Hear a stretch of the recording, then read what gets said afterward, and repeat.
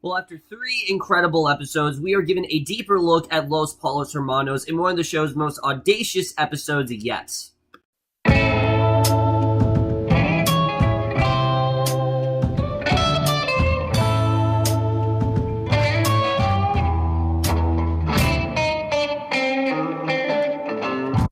Hey guys, remember Better Call Saul, Season 3, Episode 4, Sabrosito, and I was definitely looking forward to this episode. I have absolutely been loving this season, and if they really do keep it up, this could very well be the best season of Better Call Saul yet. I mean, we just have such a solid storyline going on here, and such a great battle, just a great dispute between brothers that has really escalated to this huge sort of like court trial, and I can't wait to see where that's going to go. But knowing all of that, for us to get an episode like we did here, it really does show how ballsy the show really is. I mean, yes, once every season we have kind of gotten that Mike-centric episode. Season 1, it was all Mike. Last season, they did like the first 20 minutes of the episode was Mike, and then we cut back to Jimmy and things like that. But this was probably the most different of the bunch, because this episode, most of what we got here revolved around Los Polos Hermanos. It wasn't just Mike, it was actually the interworkings of Los Polos Hermanos, sort of what was going on at the time,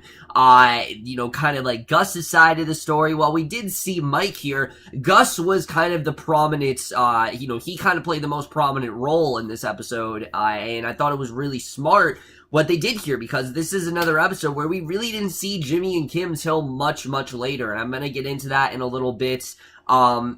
But let's just get into this episode, because there definitely is a lot to talk about, and I really did love the way we started things off here. Basically, we actually start with a flashback between Hector and Don Alito back in 1999. Basically, Don Alito Vente, he's seen taking a dive in the pool of his hacienda in Mexico, and he's visited by Hector and Jimenez Lacerda, which the first 6 minutes of the episode are completely in Spanish, which again was just a really cool idea that the show did here. And they present him with the returns from their drug operation, and basically Don constantly is striking fear into his assistant Jimenez, presumably to demonstrate the power dynamic in front of Hector, which we see this is something that Gus, we know, does very well. He demonstrates such power and such authority, and that's very much what Don Alito kind of did here. So the two are exchanging merchandise, and basically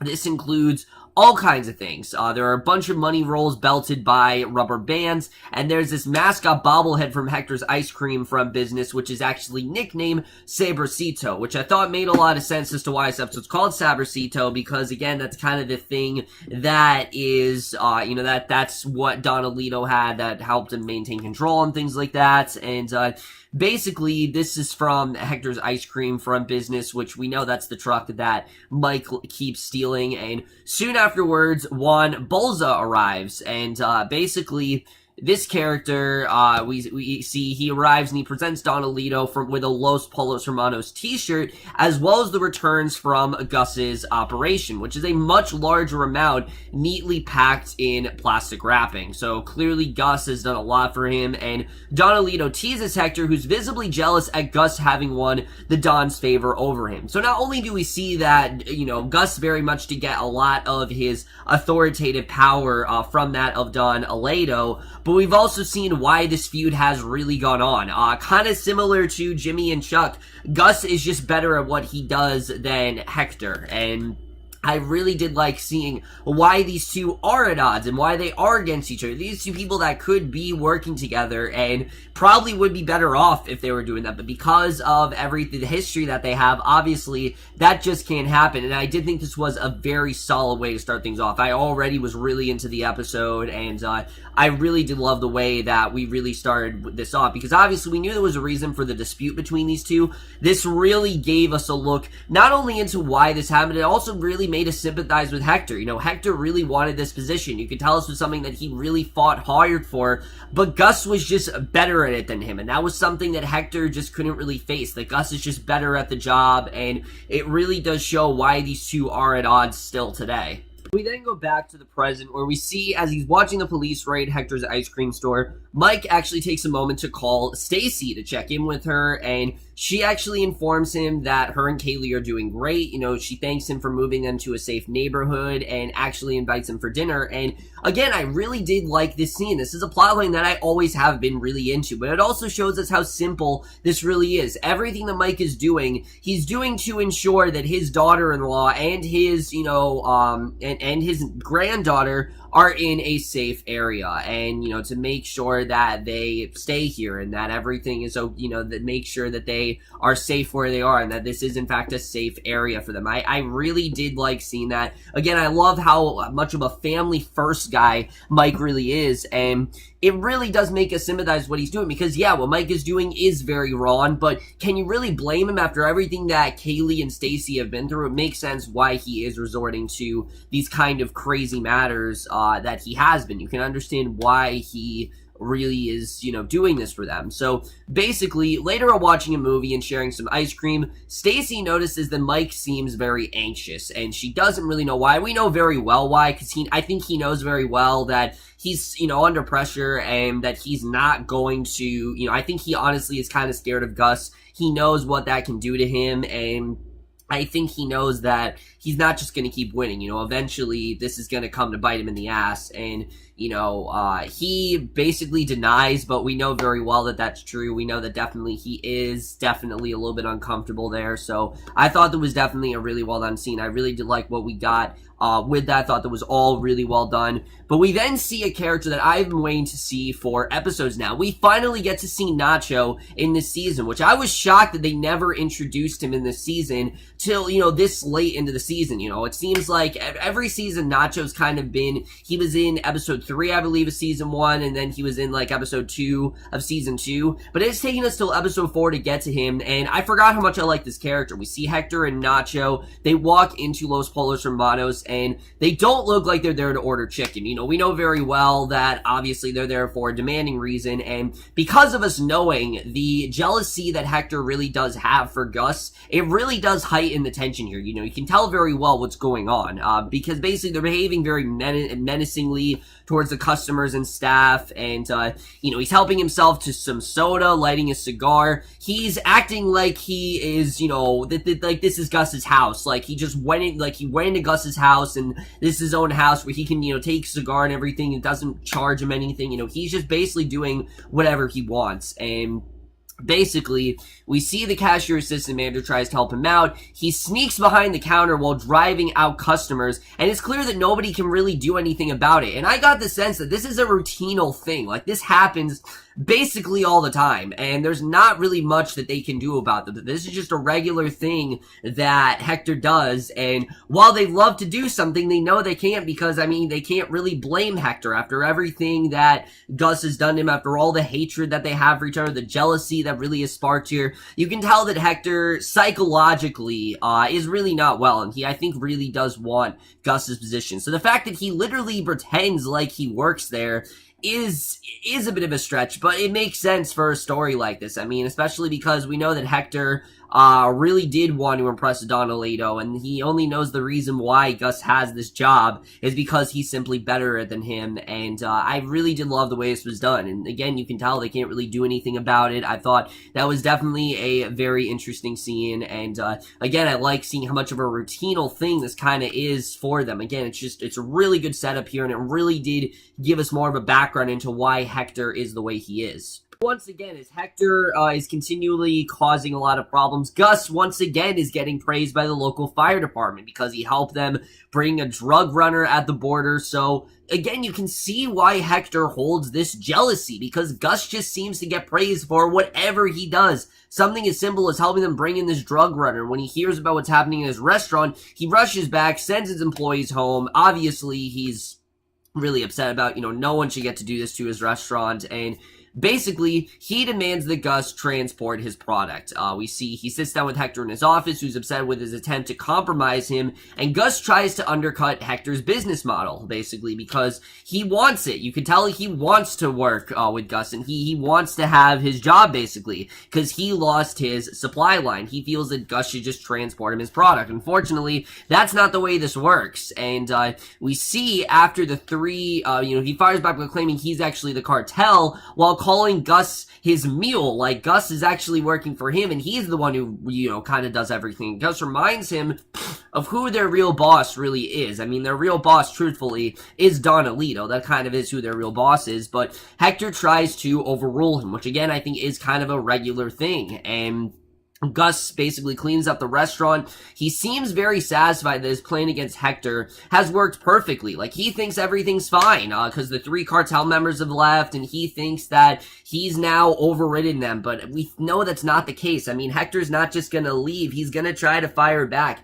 He's gonna try to develop more of an army against Gus. So you can tell, obviously, that Gus, he feels like he was won here, but there's no way that Hector's just gonna stop. There's no way. After everything that those two have been through, after everything that he's been through, and all the praise that Gus has gotten, and all the lack of, response that Hector's really gotten, Hector hasn't even gotten much of a response. No one's told if he's good or anything. No one's really done anything for him. It's just gone completely unnoticed. He's obviously not going to give up. That's just not how this is going to work. So, we see later at night in the parking lot, Mike receives payment from one of Gus's men. However, he's not in it for the money, basically. He hands it back, telling the guy that they're square, and again, it shows how much of a family-first person this is for Mike. Mike's not looking for money here. Mike's not looking for a job. He's doing this simply to protect Stacey and Kaylee. And yes, in many ways, this is a very personal mission, and he did a lot of this stuff for, kind of reconnaissance,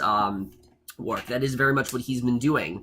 But he's also done it for his family, and he wants to make sure that Stacey and Kaylee are in fact safe. Sure, they're in a safe neighborhood now, but who says they're gonna stay here? Who says this is gonna continue to be a safe, enjoyable experience for them? How does Mike know that nothing bad is going to happen to either of, either his daughter-in-law or his granddaughter? How does he know that they're gonna be safe there?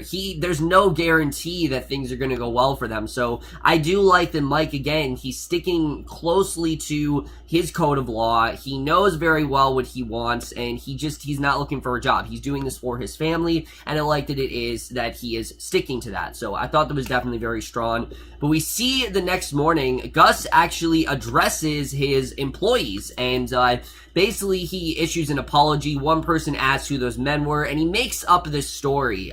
Basically, I saw this as he did it because he wanted to make himself sound better than he is, because, we know very well Gus Fring is not a good person. We've known that, and truthfully, not many characters in the show are a good person. I think Kim's a good person. Jimmy can be a good person. They all kind of have moments, but Gus Fring is not a good person. He is not someone who I would consider a hero in any sense of the word, and what he says here, you can tell he is kind of fabricating things, and basically, he makes this ridiculous story about how they bought out his original Los Polos Hermanos location. He assures them they ran across the border like the cowards they were, and that they won't be returning. And the thing is, they believe it. Like, they believe all of it. And Gus tells them that Hector and his men were, he encountered during his restaurant's early years in Mexico. He refused the renewed demands for money, and they believe every segment. He gives this rousing speech about how in America, the righteous have no reason to fear, how these men no longer have power over him, and Gus actually wins the moral support of his employees. So again, you could tell that they really have believed in everything that Gus has been telling them, even though it is kind of a bunch of bullshit for Gus to just make himself sound better than he really is. It's working because everyone else is kind of on his side. No one really listening to Hector, and you can really tell why Gus is in this position of power. He's really good at putting on this poker face and making himself seem like a hero when we know very well that's not what he is. And I really did love the way this was set up here. So after 26 minutes, we finally get a scene between Jimmy and Kim. And again, this was a very risky move, but I will say, someone could have been like, why wasn't this whole episode just about Gus and Hector? Why did we need to cut back to Jimmy and Kim? if the story wasn't as heavy and I think as important as it really is this season, because I mean, it is the main thing driving the season. Yes, Gus is out there, but the main thing driving the season is Jimmy's trial, and the journey to Jimmy's trial is not complete yet. So yes, I do think that we needed to see Jimmy and Kim. It was imperative for us to finally see them. And I really did like the way we went about it here. We see Kim, she goes through the yellow pages to try and find a handyman to repair Chuck's broken door. And she makes dozens of attempts, but they all fail. I mean, no one seems to really want to comply. And she finally does track someone down.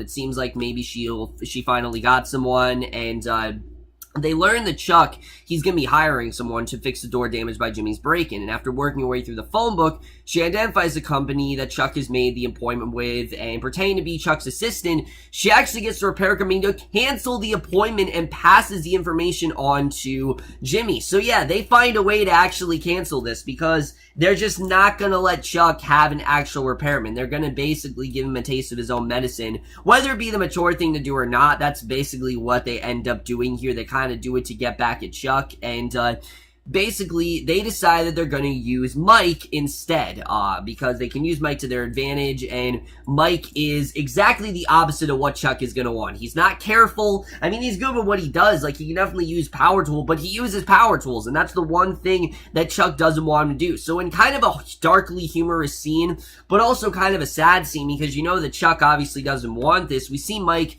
he shows up at his doorstep and immediately makes Chuck uncomfortable. He's using power tools despite his insistence not to do that. He just continues to drill, and Chuck obviously doesn't want anything to do with that. You know, he's repelling Chuck with this electric drill. And we know how terrified Chuck really is of those things. I mean, he runs away in fear when he sees a power tool. He's just that terrified that, you know, anything metal could hurt him. And we've known this before, that Chuck, there's really nothing wrong with him and electricity. He's just, it's a phobia that he has, and he's terrified. And obviously, Chuck runs away, and this gives Mike the opportunity to actually take pictures, we see. He scopes out the house by taking pictures of it, and again, they're obviously doing this for, like, collateral damage, and the next day, Mike actually meets with Jimmy at Loyola's to show him the pictures, and Jimmy's very pleased. You know, we see that Jimmy actually is very happy with what they got here, and basically, there's one depicting a gas lantern sitting on a stack of newspapers, and Jimmy says that that kind of tells the whole story. And he asks about that other thing, where Mike hands him a note he copied from Chuck's address book. And despite Jimmy's curiosity, Mike doesn't disclose what he really thinks of Chuck, because it's not really that important, he feels. You know, he doesn't really feel like that's something that's of importance. But he comments that it was nice to fix something for once, you know, meaning obviously the repair of Chuck's front door, when usually Mike is destroying things, like how he's destroying Hector's career, or like how he is destroying Hector's life, or, you know, doing all these sort of things. He just keeps destroying things. He actually got to fix something for once. And I thought, again, that was a very solid scene. And had we not gotten all that great stuff with Mike this episode, that scene would not have been as effective. This was like the one scene where Mike actually thought, like, you know, he was in power, and he actually did a good deed for once, which he rarely does do. I mean, obviously he does good things, but mainly he does it to destroy things rather than fix them. And I really did like that he was actually genuinely able to fix something here, and we really did get some satisfying stuff between these two in this scene. So come nightfall, we see Gus, and he goes to Mike, and basically this scene played out the way I thought it was going to. As we know before, Mike has told Gus that I don't want to work for you, I don't want things to go your way. Gus makes one last attempt. He asks why he exactly sent back his payment. Like, why would he do this? Why doesn't he want to get paid? And Mike said that he only did to get rid of Hector, which I don't think is true. I think he genuinely just doesn't want to work for him. And Gus comments that Mike's actions greatly benefited him, and asks that Mike actually consider working for him in the future. So he lays him this business opportunity and says, look, you have an opportunity to work for me, and things could actually go really well here. And we know how well Gus is at trying to persuade people to do that, and he leaves the option on the table without accepting right away. So we don't know if Mike is actually going to do it. I don't think he's going to, but basically Mike replies that he might, depending on the work. You know, he might actually work for him. And before he leaves, Gus reveals something that I didn't think we were going to get, but he reveals that the reason that he stopped Mike from killing Hector is not because he wants to keep him alive, but because he felt that a bullet to the head would have been far too humane. He feels that Hector needs a much worse death than that, and as we know, Hector does have a much worse death than that, but it involves him actually killing Gus. And, I mean, the killing of Gus is one of the most graphic, but almost also badass killings we've ever seen in a show, and, I am glad that Hector definitely does go out the way that he does, because, I mean, I can't think of a better way to kill off Gus and Hector than the way that it is done in Breaking Bad, but I do agree with Gus that it's just too humane. You know, killing him with the bullet is not the way he needs to go, and he feels he needs a much more sort of brutal, unhumane death. He needs something a lot more brutal than that, and that's clearly what Gus is trying to, persuade him to do. He wants him to do something a lot more, violent, and, who knows if Mike's actually gonna do that, but that's obviously what Gus wants here. So, Jimmy, Chuck, and Howard then meet DDA, Kyra Hay, who of course we know is the attorney who's kind of representing all this, and they meet her for a meditation session over the proposed PPD, and they debate on the wording of Jimmy's confession, with Jimmy and Kim trying to avoid the phrasing of destroyed a cassette tape in favor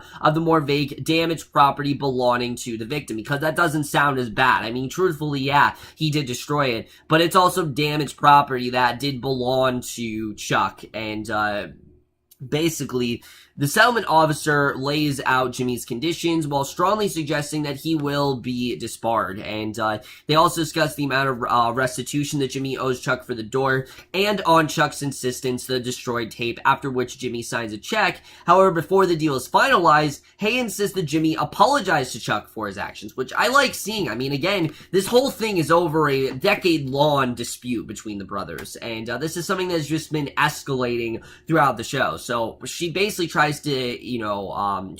to implore him to finally apologize to Chuck, and Jimmy complies, saying that no matter how he was provoked, no one should treat his own brother like that, not ever. Like, they should have never done something like this. Jimmy does admit that he simply did go too far, and he does feel like maybe he could have done things better, but he didn't really have a choice. I mean, remember, he was willing to let bygones be bygones, but Chuck just took things too far, and he also says that he will pay for the damages, although he demands an extra $298 for the damaged tape. So he does have to pay for it, and after the meeting, he storms out without saying another word to his brother, because he's already said what he's needed to say to him. Again, he's obviously not just gonna make up, and Kim, on the other hand, informs Chuck and Hamlin that she will actually move to suppress the tape from Jimmy's hearing before the Bar Association, having deduced that Chuck actually made a duplicate before Jimmy's break-in, and that's something that Jimmy didn't know about, that he did in fact make a duplicate. And Chuck reveals that Jimmy destroyed the duplicate while the real tape is under lock and key. So the tape is still out there, and there's still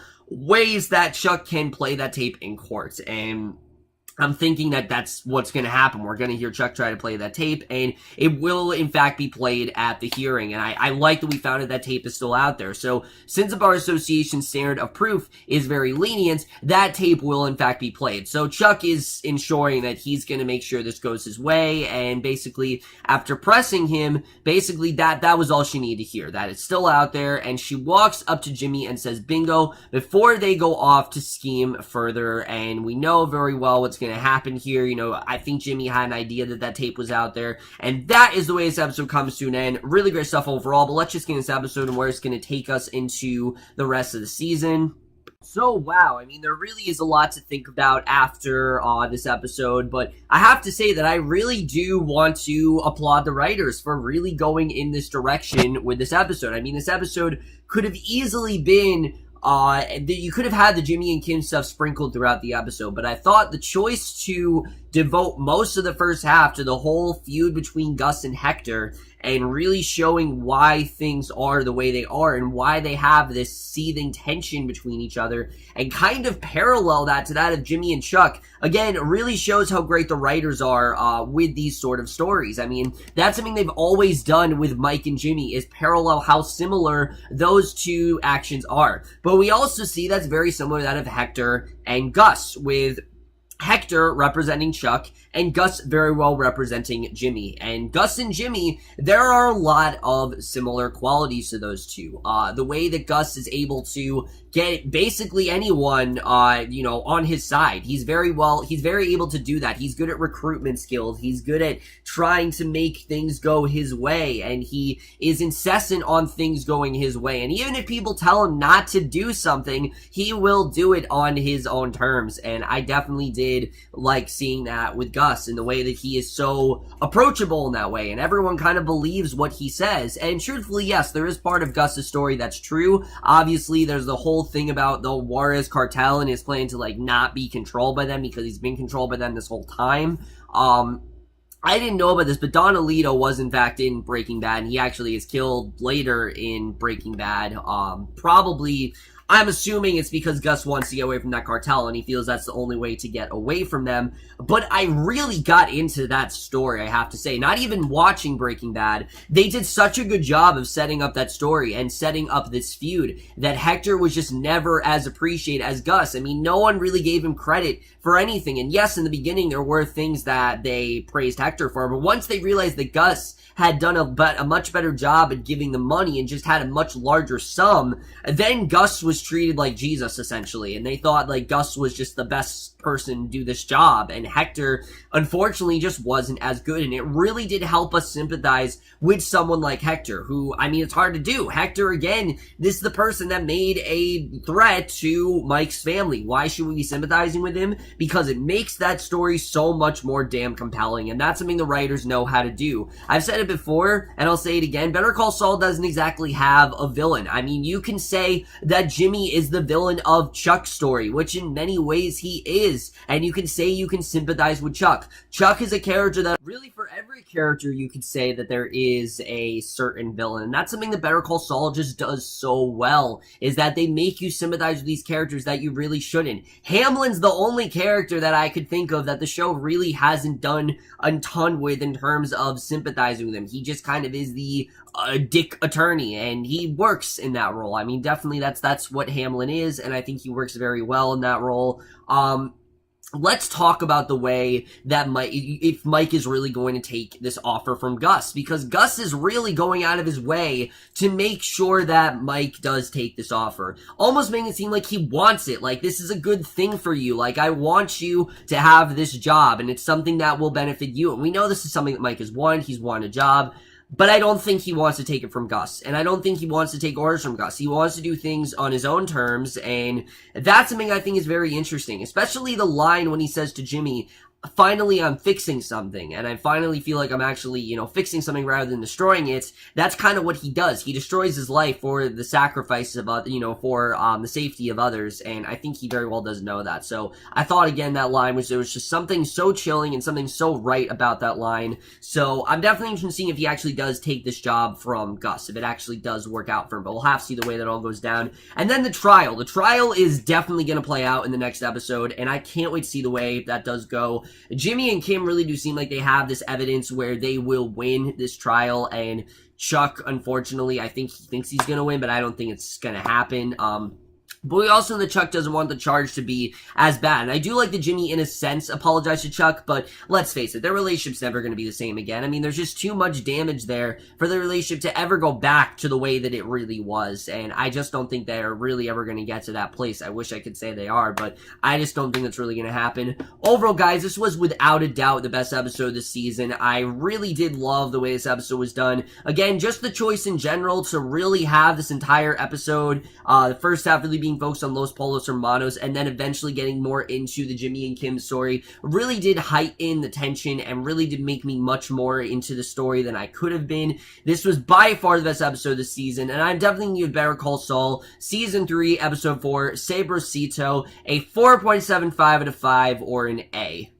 So over, guys, for this episode of Better Call Saul. Let me know what you guys thought of this episode overall. Left your thoughts in it. I really did love this episode overall, and I'm just loving every minute of the season, I have to say. Like I said, if they really do keep this up, this could be the strongest season yet. But that's my review. Hope you guys enjoyed. We'll see you guys in my next video, which will actually not be for Better Call Saul. Recently, I did see Transformers the last night. Randomly, my dad just told me, hey, we have tickets, and we're going to go. So we ended up seeing the film. I will give you guys my review of that, and then you will get my review of episode 5 of Better Call Saul. So I will see you guys for that. Okay, bye.